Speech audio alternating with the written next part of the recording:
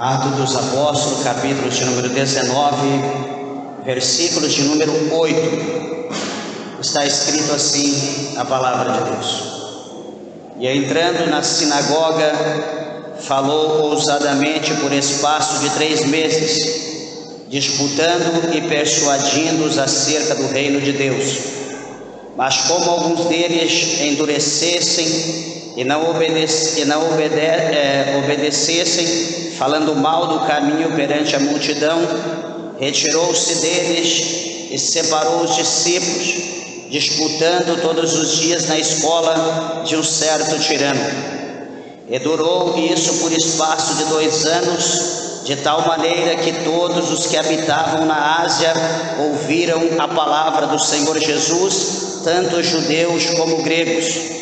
E Deus, pela mão de Paulo, fazia maravilhas extraordinárias, de sorte que até os lenços e aventais se levavam do seu corpo aos enfermos, e as enfermidades fugiam deles, e os espíritos malignos saíam. E alguns dos exorcistas judeus ambulantes tentavam invocar o nome do Senhor Jesus sobre os que tinham espíritos malignos, dizendo: esconjuro-vos por Jesus a quem Paulo prega. Os que faziam isto eram 7 filhos de Seva, judeu principal dos sacerdotes. Respondendo, porém, o espírito maligno disse: conheço a Jesus e bem sei quem é Paulo, mas vós quem sois? E saltando neles, o homem que tinha o espírito maligno, e assenhoreando-se de 2 ou de mais do que eles, de tal maneira que nus e feridos fugiram daquela casa. E foi isto notório a todos que habitavam em Éfeso, tanto judeus como gregos, e caiu temor sobre todos eles, e o nome do Senhor era engrandecido. Meus irmãos, vamos orar. Levante a tua Bíblia, a tua mão ao céu, peça para Deus falar conosco. Maravilhoso Deus, glorioso e santo Pai, poderoso, Criador dos céus e Criador da terra. Meu Deus, mais uma vez aqui estamos, Senhor, no teu santo altar, diante da tua palavra que é viva e eficaz, a tua palavra que é mais penetrante que espada alguma de 2 gumes.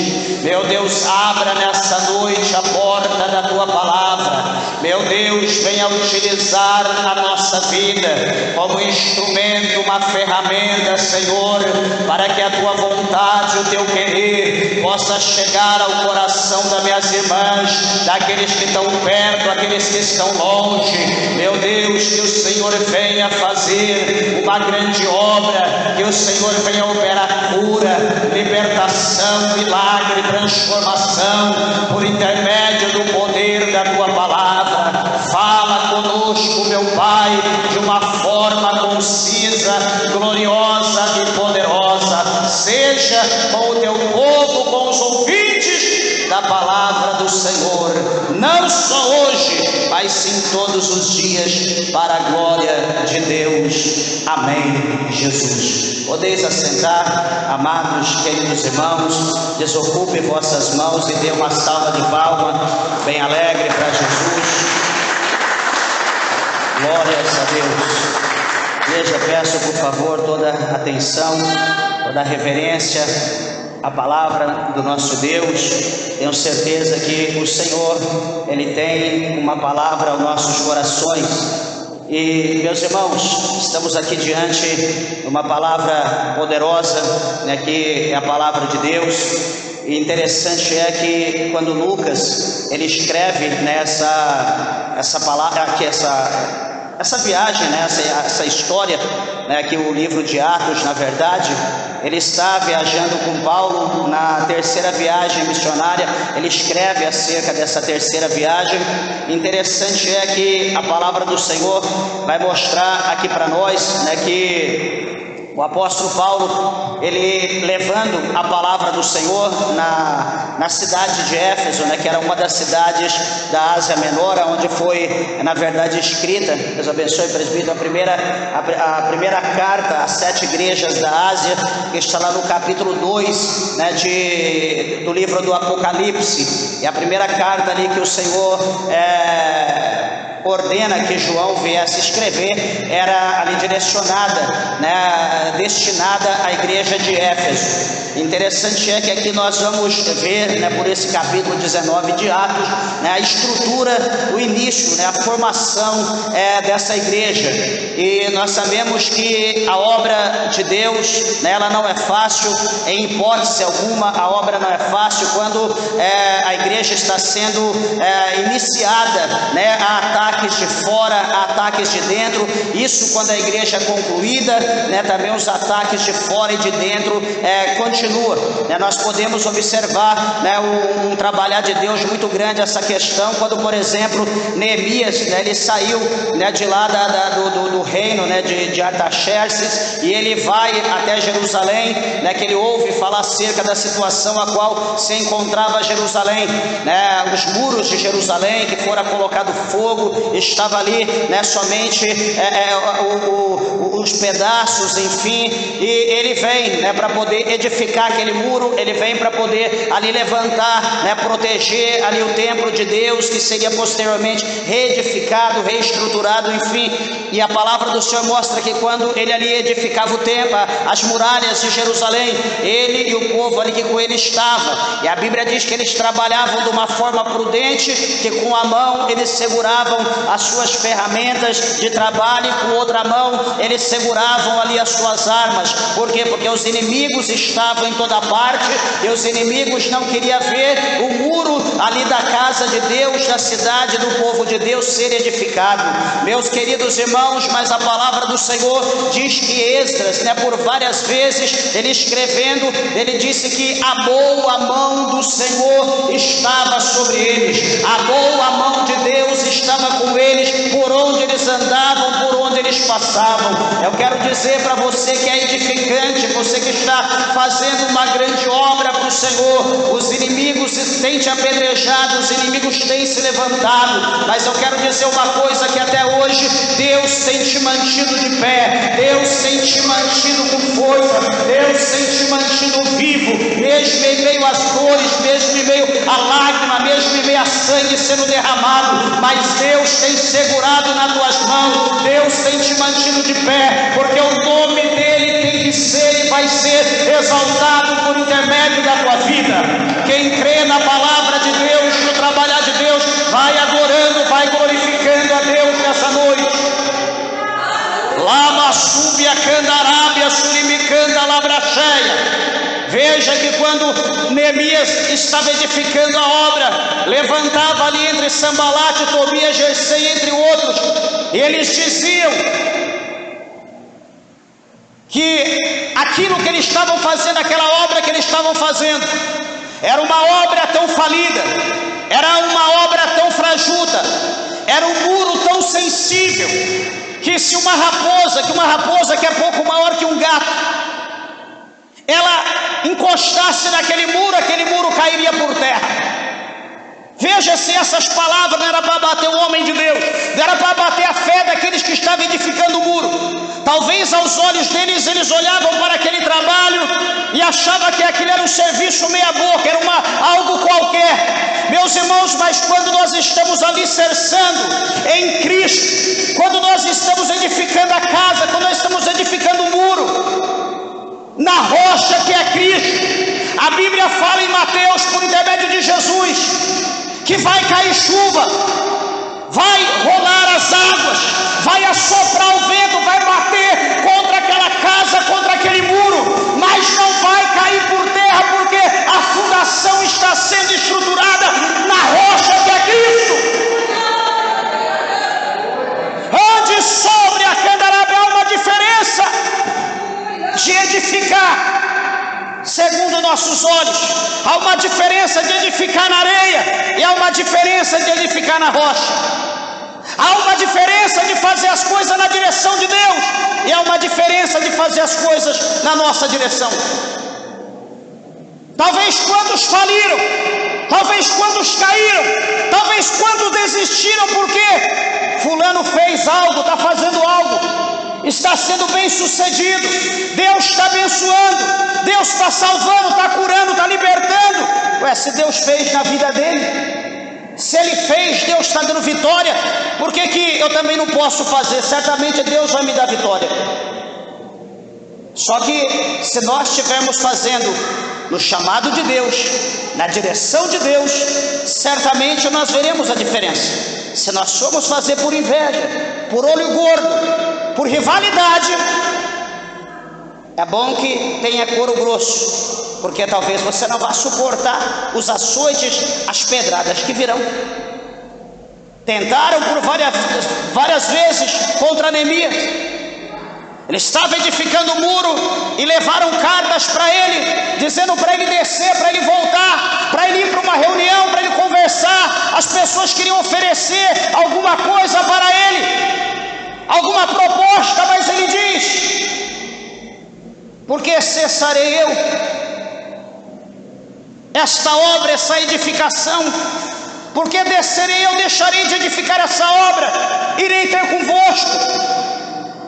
Eu não posso descer porque eu estou edificando uma grande obra para Deus, não é para mim, é para Deus. Neemias teve vários convites para parar, para descer, para banquetear, para sair do foco, mas o foco de Neemias era concluir a obra de Deus.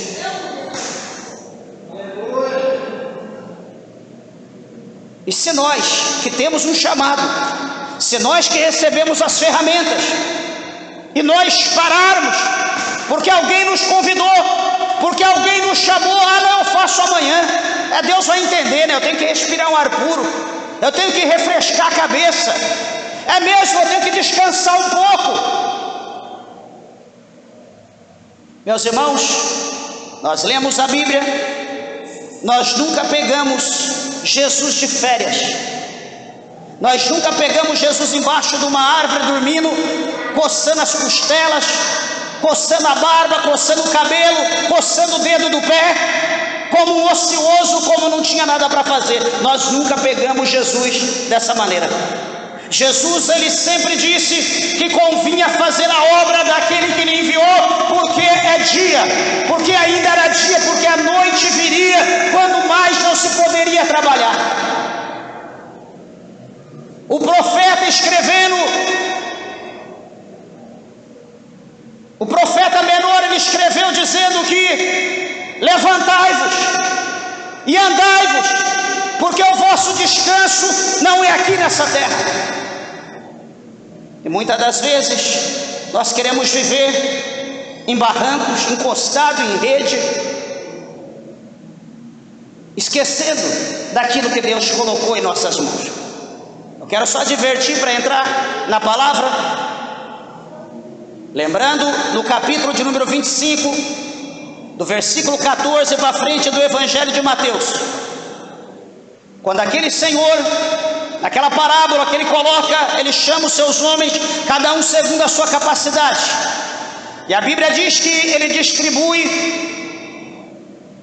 suas finanças, ele distribui dinheiro à mão de cada um segundo a sua capacidade, e diz: olha, trabalhai, multiplicai com o que eu vos coloco em vossas mãos, porque eu vou para um lugar distante, uma terra longínqua, e em breve, num tempo determinado, que eu não sei qual, eu voltarei. E quando eu voltar, eu quero pedir conta com cada um de vocês. Eu quero receber tudo que eu dou a vocês, que eu coloquei em vossas mãos, com juros. E foi embora.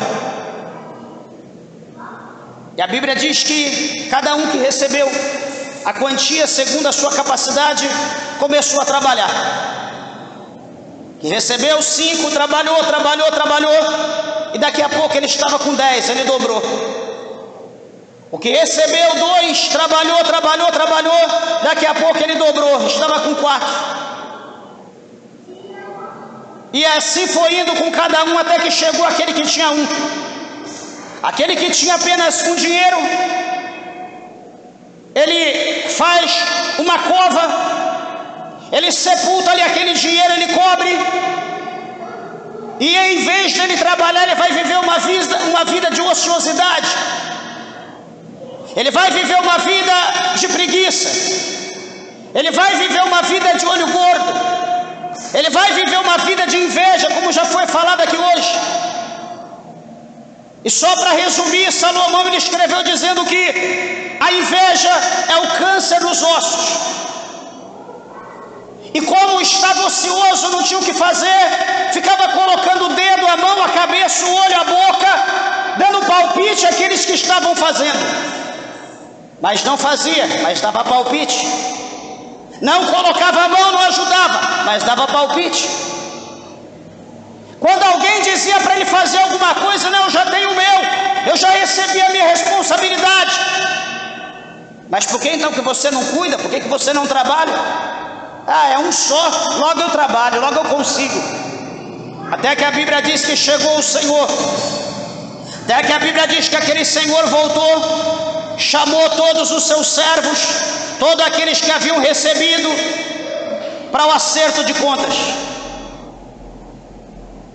O que recebeu 5 de Senhor, tu me deste 5, aqui eu tenho 10.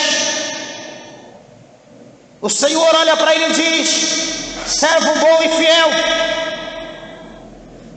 fosse fiel no pouco, sobre muito eu te colocarei, entra no gozo do teu Senhor.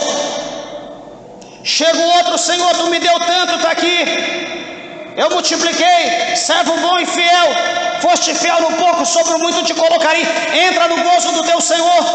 Vem o que teve outro tanto: Senhor, está aqui, o Senhor me deu tanto, eu fiz tanto, servo bom e fiel, foste fiel no pouco, sobre muito te colocarei, entra no gozo do teu Senhor. Veio o que tinha 2, Senhor, o Senhor me deu 2, aqui tem 4, eu dobrei, servo bom e fiel, foste fiel no pouco, sobre muito te colocarei, entra no gozo do teu Senhor. O Senhor estava feliz, o Senhor estava alegre, porque todos foram fiel. Valeu a pena ele confiar os seus bens, o seu dinheiro na mão daquele servo, mas faltava um. Meus irmãos, nenhum de nós quer perder. Nós não queremos perder nada, nada que é espiritual que Deus nos dá. Nós não queremos perder nada material, não queremos perder finanças, não queremos perder os amores da nossa vida, os nossos filhos, nossa família, esposa, né, nossos pais, ninguém quer perder. O Senhor também, ele não queria perder. Ele chama o último servo, ele chama aquele servo que dera 1. E aquele servo chega diante do seu Senhor com bajulação, dizendo: Senhor, eu te conheço bem, Senhor, eu sei quem é tu, Senhor, o Senhor é aquele que ajunta aonde não espalhaste. Ele começa a bajular o Senhor. Senhor, pegando ali uma flanela, um pano, talvez limpando o dinheiro, e dizendo: Senhor, o que tu me deste está aqui, eu guardei, eu enterrei, Senhor, mas está aqui o teu, receba como o Senhor me deu, está aqui. Mas o Senhor vai dizer: mau e negligente servo, antes eu tivesse dado o meu dinheiro aos banqueiros, antes eu tivesse depositado ao banco, porque hoje eu teria o meu com juros. E o Senhor diz: amarrai, atai o servo infiel de mão e pés, lançai-os nas trevas exteriores, pois ali haverá pranto e ranger de dentes. Meus amados e queridos irmãos, em suma, o Senhor, Ele é o que é. Nós não temos adjetivo, nós não temos palavra para dizer quem é Deus.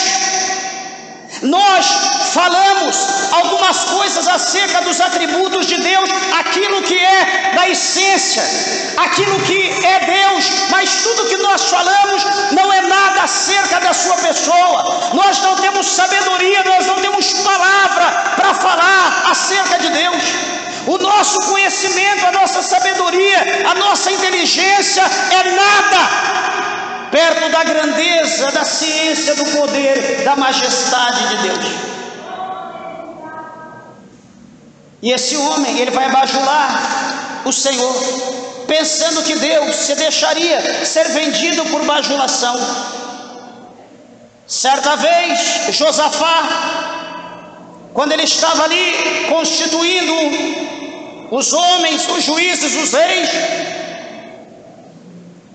ele abriu a sua boca com espírito de sabedoria, ele dizendo aos juízes: olha, preste bem atenção, senhores, que as causas que vocês irão julgar, o que vocês irão trabalhar, o que vocês irão julgar, não é causa de homem, não é coisas das pessoas da terra.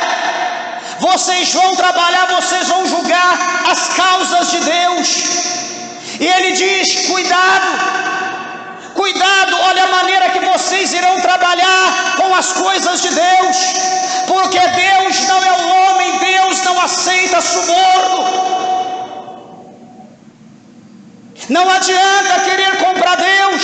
Olha, Deus, esse mês eu não pude, mas o mês que vem eu vou poder. O mês que vem eu vou dar com juros e correção. Deus não aceita. Deus, ele quer a nossa fidelidade. Deus, ele sabe que nós podemos, mas nós fazemos corpo mole. Veja o exemplo de Cristo. Veja que ele, sendo escarnecido, o seu sangue derramado, sendo açoitado, apedrejado, passou por todo tipo de sofrimento que nós não aguentaríamos, homem como ele. Mas ele não fugiu, ele não retrocedeu, ele caminhava pela Via Crucis, indo ao Gólgota, em meio às pedras, em meio a todo o caminho trabalhoso, dificultoso, com a sua cruz nas costas. Jesus, ele foi até o fim, até o Monte Caveira, aonde ele foi crucificado. Jesus não parou. Jesus deu exemplo para nós que nós devemos pegar a nossa cruz e seguir a ele. Nós não podemos parar, nós não podemos desanimar. Pastor, mas sofre muito. Pastor, a dor é grande. Pastor, é insuportável. Peraí, mas a pergunta: você quer receber a tua coroa? Você quer receber a coroa de vitória, a coroa de glória? Você quer receber a glória que está preparada? Você quer entrar na mansão celestial? Lógico, pastor, mas então você precisa levar a tua cruz. Nós precisamos levar a nossa cruz. Nós não podemos orar para trás, nós não podemos retroceder. Nós temos que ir até o fim. Pela bravura de Jesus, pela perseverança, pela persistência de Jesus, pelo exemplo que ele nos deixou. A Bíblia diz que ele alcançou o nome que é sobre todos os nomes. Ele alcançou um lugar de honra, à direita, à destra do poder, à destra de Deus. Ele recebeu o nome que é sobre todo nome, o nome que todo joelho no céu, na terra, embaixo da terra, tem que se prostrar diante dele, e toda a boca tem que confessar que Jesus é o Senhor, para a glória de Deus, nosso Pai. Meus irmãos, nós queremos a honra. Meus irmãos, nós queremos a exaltação. Meus irmãos, nós queremos a glória. Meus irmãos, nós queremos o pódio. Nós queremos a medalha. Nós queremos o troféu, a coroa. Mas e a prova? E a maratona de 42 quilômetros? E o sacrifício que tem que ser feito, quem vai fazer? Não há galardão sem passar pela prova. Não há salvação sem crer. sem perseverança. A Bíblia está recheada de exemplos para que nós sigamos. Mas enfim, por que eu estou dizendo dessa forma? Por que eu estou falando tudo isso? Analisamos, meus irmãos, a vida de Paulo. Alguém olha para a palavra de Deus, lê, que nem aqui nós acabamos de ler, no verso de número 12, do capítulo 19 de Atos. Que coisa linda, que coisa maravilhosa, aonde diz que de sorte os lenços e aventais se levavam do seu corpo aos enfermos, e as enfermidades fugiam deles, e os espíritos malignos saíam. Amados, isso é coisa linda, é coisa maravilhosa de atentarmos os nossos olhos. É como aquela fruta que estava no centro do jardim do Éden, aquela árvore do conhecimento da ciência do bem e do mal. Era a árvore que dava prazer, o fruto era maravilhoso, era tudo de bom. Quem não queria aquele fruto? Olha aqui, como Paulo era um homem poderoso, como as coisas aconteciam, natural e espiritual, pela vida de Paulo. E quando nós lemos, dobramos o joelho, vem na nossa mente: Deus, meu Pai me usa, me utiliza, como o Senhor utilizou Paulo. Senhor, que maravilha, meu Deus, usa a minha mão, usa os meus lábios, usa o meu terno, usa o meu lenço, está aqui, Senhor. Eu não preciso nem clamar, eu não preciso repreender. Toma, leva para tua casa o meu lenço, deixa eu pôr o meu bolso e tiro e te dou. Leva o lenço embora, põe lá no enfermo, ele é curado. Coloca no endemoniado, eu não preciso ir, só o meu lenço vai curar, vai libertar. Que coisa linda, que coisa desejável, que fruto gostoso, cobiçado aos nossos olhos, ao nosso coração. Mas a pergunta é: nós estamos dispostos a pagar o preço para obter esse fruto, ou esse dom, essa unção, essa autoridade a qual Paulo tinha em sua vida? Nós estamos dispostos? Alguém pode falar: sim, estou. Eu digo: analisa a tua vida. Eu tenho que analisar minha vida. Que tipo de crente nós estamos sendo? Aonde nós estamos estruturados? Aonde a nossa fé está apoiada? Nós estamos aqui dentro do tabernáculo, estamos dentro da igreja, fazendo o quê? Nós estamos aqui fazendo o quê? Nós dissemos que estamos servindo a Cristo, servindo a Deus. Para quê? Faça qualquer dia, dá uma de repórter, gospel, espiritual, e pergunte para membros da família, amigo que você conhece que é crente, e pergunte a ele por que ele vai à igreja. Pergunte a ele por que ele está servindo Jesus, por que ele aceitou Jesus. Certamente, de cada 10 pessoas, já vou te dar a resposta, de cada 10 pessoas que você entrevistar, pelo menos 8 ou 9 vai dizer que está indo à igreja porque ele quer um milagre. Ele vai dizer que está indo à igreja porque ele quer casar. Ele vai dizer que está indo à igreja porque começou um novo ano, ele quer um novo emprego, ele quer um salário melhor, ele quer mudar de vida. E ele ouviu que Jesus pode dar tudo isso e muito mais. A pessoa está indo para a igreja porque quer arrumar um marido, quer arrumar uma esposa, quer trocar o carro, sabe que Jesus vai dar a chave. Quer trocar de casa, quer morar no apartamento porque Jesus pode dar. Mas poucos vão ser aqueles que vão dizer: eu estou indo à igreja, eu aceitei Jesus, eu enjoei deste mundo, eu quero renunciar tudo, eu estou renunciando tudo nessa terra, porque eu quero servir Jesus, eu quero viver na presença de Jesus, porque eu quero morar no céu. Um ou outro você ouvirá dizer dessa maneira. A maioria é crente superficial. A maioria é crente que está com a sua raiz na terra, não a raiz para o alto, para as nuvens.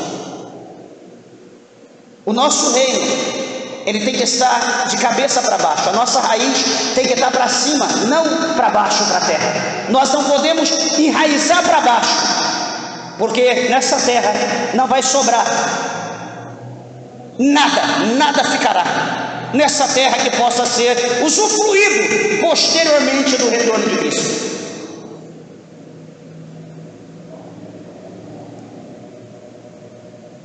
E uma coisa diz aqui no livro do Evangelho de Mateus,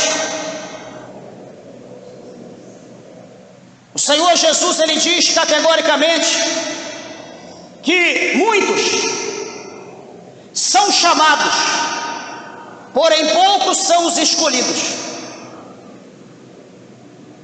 Eu não sei se a safra passada ou essa safra da agora ou a posterior será a safra dos melhores frutos ou dos piores frutos. Porque se os frutos forem os piores, o Senhor irá escolher a dedo os que são bons, que estão no cesto, irá tirar. Entre o cesto cheio, talvez 2 ou 3 ou 4 estarão bons, o restante todos será lançado fora. Se a safra for ruim, se a safra for boa, será oposto, como Jeremias viu. Vai ter um cesto cheio de frutos bons, um ou outro ruim, podre. O Senhor então tirará 1, 2, 3 ou 5 ruim, jogará fora, e o restante dos frutos bons o Senhor colocará no seu celeiro. É a geração que nós oramos, que sejamos uma geração de frutos bons, de frutos cobiçados pelos olhos do Eterno, que os olhos do Senhor se encha de desejo de nos termos para a sua cesta, ou para compor a noiva do seu filho. Veja, meus amados irmãos, como eu falei que a obra não é fácil. O apóstolo Paulo, por exemplo, quando ele chega em Éfeso, havia alguns irmãos, havia 12 homens. Imagina você chegar num lugar e já ter 12 pessoas ali, intitulado crente. Só que Paulo, diz a Bíblia, que vai perguntar para eles: olha, vocês já receberam o Espírito Santo por intermédio da fé? Vocês receberam o Espírito Santo de Deus quando creram? No verso 2, Paulo pergunta para eles se eles já tiveram fé para receber o Espírito Santo. No verso de número 3, no verso de número 2, na verdade, ele vai dizer: nós nem ainda ouvimos, nós ainda não ouvimos pregar, ninguém pregou, ninguém ensinou, ninguém falou para nós que haja Espírito Santo. Paulo ficou perplexo, Paulo ficou atônito de ouvir aquilo. Peraí, mas vocês não ouviram ainda falar acerca do Espírito Santo? Não pregaram para nós. Paulo vai dizer: peraí, mas no que então que vocês são batizados? Eles vão dizer a Paulo, no verso 3, na parte B: nós somos batizados no batismo de João. Eles vão dizer que eles foram batizados para a remissão dos seus pecados e nada mais. O que vai acontecer, meus irmãos? Paulo vai falar: certamente vocês batizaram no batismo de João para arrependimento dos vossos pecados. E deixa eu dizer uma coisa para vocês. Paulo vai reunir aqueles homens, e a Bíblia diz que então Paulo vai impor as mãos, no verso de número 6, sobre aqueles varões. E a Bíblia diz que quando Paulo começa a pôr as mãos sobre eles, Paulo ali vai começar a orar sobre eles, e a Bíblia diz que aqueles homens, então, eles vão ser batizados do Espírito Santo, e agora aqueles homens, eles falavam e profetizavam, louvado seja o nome do Senhor, naquele momento que Paulo impunha as mãos sobre eles e oram, dizendo para que eles fossem cheios do Espírito Santo, dizendo para que eles recebessem o Espírito Santo, para que eles recebessem dons do Espírito Santo, e o negócio ali acontece, o negócio ali fica tremendo, aquele povo pula como pipoca, aquele povo fala em mistério, em línguas estranhas, e começa a profetizar. A partir daquele momento, a cidade de Éfeso começa a mudar. Naquele momento, a cidade de Éfeso começa a ter agora um novo cenário. Sai aquele cenário escuro de trevas, começa a glória de Deus raiar naquele lugar. A presença do Espírito Santo de Deus começa a pairar sobre a cidade de Éfeso. As coisas agora começam a mudar. Os demônios agora vão tremer. Os demônios agora vão saber que o Senhor está naquele lugar, que a presença de Deus agora chega ali naquele lugar, e que eles não poderão mais reinar, que eles não poderão mais agora oprimir, liderar aquela cidade, aquele povo que ali estava. Quando Jesus ele chega no ambiente, as trevas têm que sair. As luz e trevas não ocupam o mesmo corpo no mesmo instante. Um tem que sair, o outro reinar. A palavra de Deus vai mostrar para nós claramente que a partir de então desses homens serem batizados, Paulo ele vai começar a jornada. Paulo vai começar a pregar a palavra de Deus. Paulo vai começar a pregar pelaquela cidade. E a Bíblia diz que no período de 2 anos aproximadamente, ele começa a pregar a palavra de Deus, de maneira que todos os judeus, todos os gregos, todo o povo que estava naquela cidade havia ouvido falar do nome de Jesus Cristo. Ele ficou 2 anos tocando a trombeta na sinagoga, pelas praças por onde ele passava. Ele anunciava o Salvador, ele anunciava Jesus Cristo. Interessante é que o chamado de Deus na vida de Paulo era tão tremendo, era tão maravilhoso, meus irmãos, que as pessoas se levantavam, o inimigo se levantava por intermédio da vida das pessoas, mas eles não prevaleciam. Eles não conseguiam ficar de pé, eles não tinham força, eles não tinham poder, eles não conseguiam. E começa a haver uma limpeza, começa a haver uma libertação em Éfeso, começa a haver uma paz, começa a haver uma alegria, começa a ver poder de Deus, começa a ver crente profetizando, começa a ver crente entregando rolo, começa a ver pessoas sendo batizadas. Meus irmãos, o negócio fica lindo em Éfeso. A quantidade de gente que crê no Senhor Jesus vai aumentando, a igreja vai se solidificando, a igreja vai ganhando força, a igreja vai ganhando poder, o inimigo vai perdendo. Veja como nós lemos, falando aqui no verso de número 12.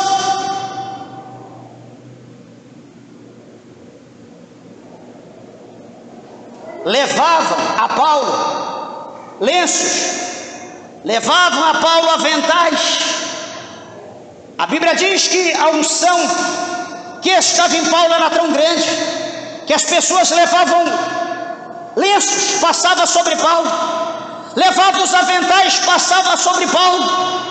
Aquele lenço, aqueles aventais eram contaminados pela unção que havia em Paulo. As pessoas levavam embora, dezenas, centenas, milhares, não sei, levavam para suas casas. Chegava lá, tinha um doente na cama, eles abriam aquele lenço, colocavam em cima daquela pessoa, a pessoa era curada imediatamente. Pegava aqueles aventais, colocava sobre os enfermos, eles eram curados imediatamente. Pegava aquele lenço, colocava sobre a pessoa endemoniada, o demônio sacudindo, agitado, saía imediatamente. Colocava o avental sobre os endemoniados, as pessoas eram libertas, o demônio saía. Meus irmãos, era maravilha feita por por Jesus, por intermédio de Paulo.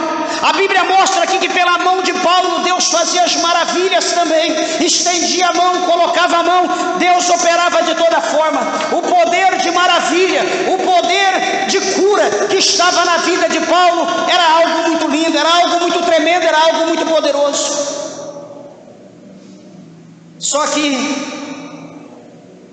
chama aqui a nossa atenção a palavra de Deus. Presta atenção aqui na situação, que para Paulo chegar aonde ele chegou, depois você lê a carta do apóstolo Paulo aos Coríntios, você lê o capítulo 4, o capítulo 6, o capítulo 10 das duas cartas, analisa também o livro de Atos, você vai ver as aflições que Paulo passou, você vai ver o sofrimento, você vai ver a angústia, você vai ver tudo que o apóstolo Paulo passou. Mas nada, tudo que ele passou, nada daquilo pôde tirar, pôde abalar a fé de Paulo na pessoa bendita de Jesus Cristo. Nada. Sabe por quê? Porque Paulo sabia que servir a Jesus não era sabor de mel, como se fala hoje. Paulo sabia que servir a Jesus não era viver uma vida dissoluta, uma vida de libertinagem, de libertinagem de forma geral, como está vivendo hoje. Paulo sabia que servir a Jesus tinha que haver renúncia. Paulo sabia que servir Jesus tinha que pagar um preço, porque o próprio Jesus disse: olha, ele saberá o preço que ele terá que pagar para me servir, porque ele é um vaso escolhido, ele saberá como ele terá que pagar um preço, ele saberá que o preço é alto. Você que está servindo a Deus, você acha que só Paulo teve que pagar o preço? Você que está servindo a Deus, você acha que só Judas, irmão de Cristo, teve que pagar o preço? Você acha que só Tiago, que serve, que irmão de Cristo, teve que pagar o preço? Você acha que só Pedro teve que pagar o preço? Você acha que só João teve que pagar o preço? Você acha que só Jesus teve que pagar o preço? Na segunda carta do apóstolo Paulo a Timóteo, Paulo fala a Timóteo dizendo: olha, Timóteo, todos aqueles que quiserem me servir fielmente padecerão perseguições. Jesus, no capítulo 16, 33 de João, Jesus ele diz: eu digo isso para que em vós tenhais paz. No mundo tereis aflição, mas tem de bom ânimo, eu venci o mundo. Agora hoje nós estamos servindo a Deus. Hoje nós queremos poder, suponho, queremos autoridade também, suponho, queremos ser cheios da presença de Deus, imagino eu, queremos ter uma vida com Cristo, queremos ir para o céu, eu creio, mas não podem tocar em mim, não podem falar nada, não podem olhar, não pode talvez pensar alguma coisa, não pode abrir a boca, porque se abrir a boca eu me transformo. De ovelha eu viro um leão ou um urso, de anjo eu viro um demônio. Como nós iremos a Cristo se nós não passarmos por aquilo que Jesus passou? Como nós iremos ao céu se nós não passarmos pelo que os discípulos passaram? Como nós iremos ao céu se não haver uma renúncia? Se nós não suportarmos o que nós devemos suportar? Ainda há quem diga que não precisa mais orar, não precisa mais jejuar, não precisa pagar preço, porque tudo isso Jesus passou por nós. Só se for pela geração do século 20, 21 e posterior.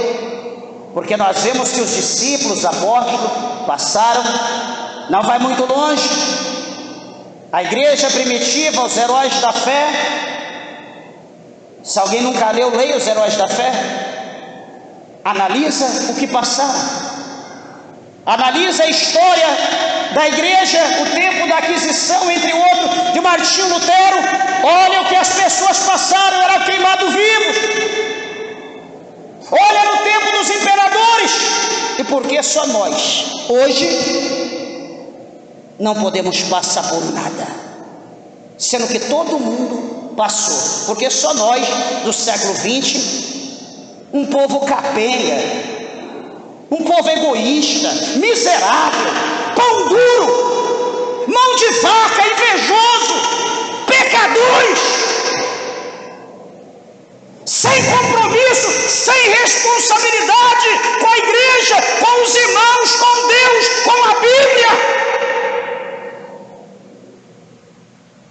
O que há de diferente em nós que nós não podemos passar nada?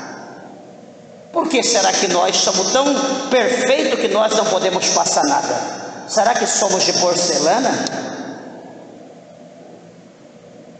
Qual é a diferença, Senhor?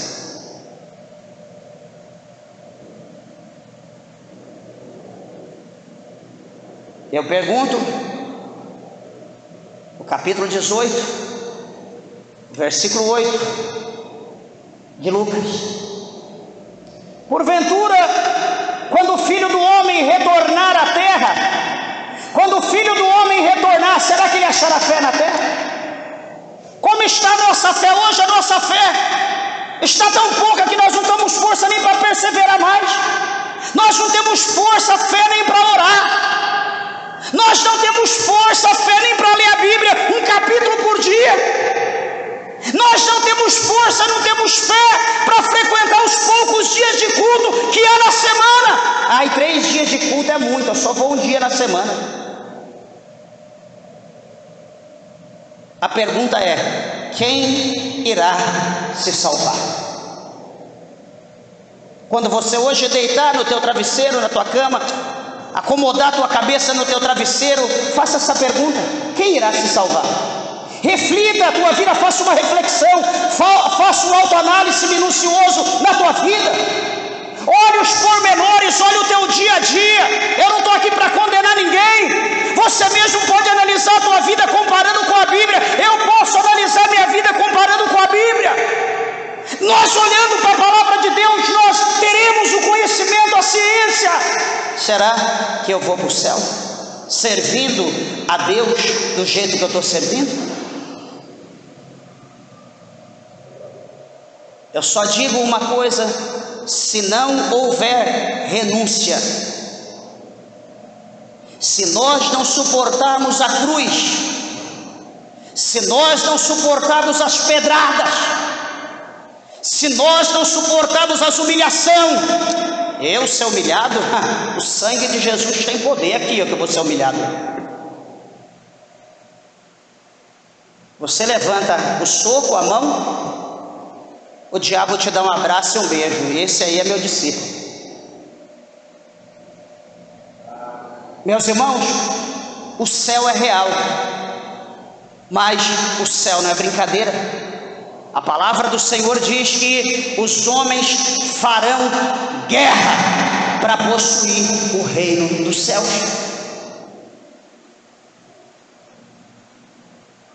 Qual o esforço que está sendo feito para nós tomarmos o céu? Qual é o nosso esforço? Qual é a guerra que está sendo feita para a gente tomar o céu? Hoje eu não vou, porque eu ouvi falar na internet que vai chover à noite. Você já perdeu a guerra. Por que você não vai hoje? Acho que a minha cabeça vai querer doer, estou um jeito meio estranho, acho que eu tomei alguma coisa no café da manhã, já 2 horas da tarde, acho que vai doer minha cabeça, hoje eu não vou para o culto não. Fulano falou que talvez vai vir aqui em casa, talvez se der ele vai vir aqui, hoje eu não vou esperar. Fulano, você perdeu. Alguém está vindo de viagem, provavelmente vai chegar na hora do culto. Eu tenho que estar aqui para dar um suporte. Você perdeu. Só perde quem abre mão. O reino dos céus não pode ser trocado por nada nessa terra. Não há nada mais precioso para a igreja, para o povo de Deus, do que o reino dos céus. O reino dos céus para muitos hoje não tem valor. As pessoas estão trocando o reino dos céus por qualquer coisa.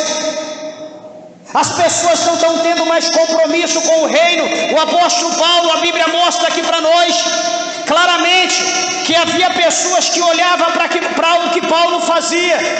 As pessoas olhavam a maneira que Paulo trabalhava. As pessoas olhavam a maneira que Paulo fazia. Peraí, eu não vou fazer nada, eu não quero pagar o preço, mas eu vou olhar o que Paulo faz, eu vou fazer como ele faz. Peraí, eu não quero ser como aquele irmão, eu não quero pagar o preço que ele paga, mas eu vou olhar as estratégias que Deus dá, eu vou olhar sobre o que ele fala, eu vou falar do mesmo jeito. Meus irmãos, cuidado, não confunda as coisas. O que Deus dá para você não é para mim. O que é teu, não é meu. Por mais que é interessante, mas é teu. Se Deus agradar, Ele me dará, senão Ele dará algo diferente. A forma é diferente, não é igual, não existe uma forma igual. Não cresça o olho nas coisas do teu irmão, da tua irmã, não cresça o olho da maneira que Deus usa o teu irmão, a tua irmã. Peça para Deus te usar, Deus tem um mistério novo, diferente na tua vida.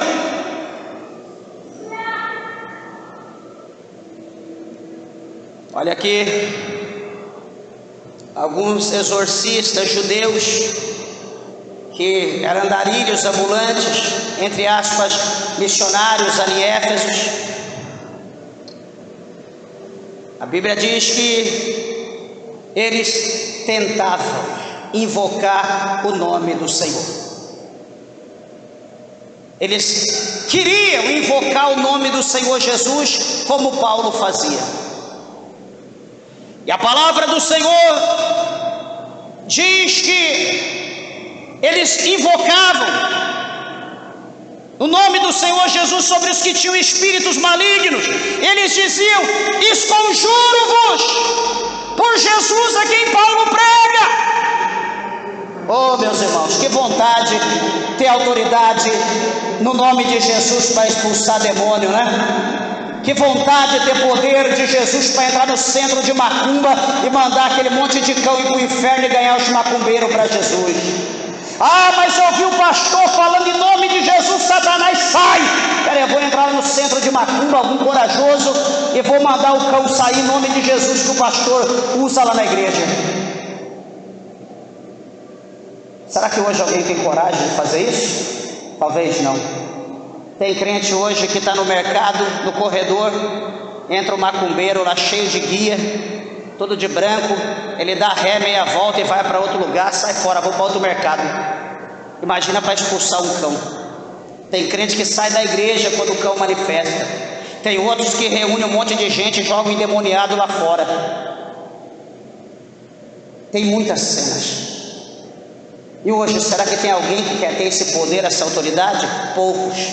Mas aqui tinha uma classe de homem que queria, só que não pagava o preço. Queria, mas não serviam a Jesus. Queria, mas não tinha unção do Espírito Santo. Queriam, mas não era batizado com o Espírito Santo. Queriam, mas não havia renunciado ao mundo. Mas achava bonito ver o que Paulo fazia.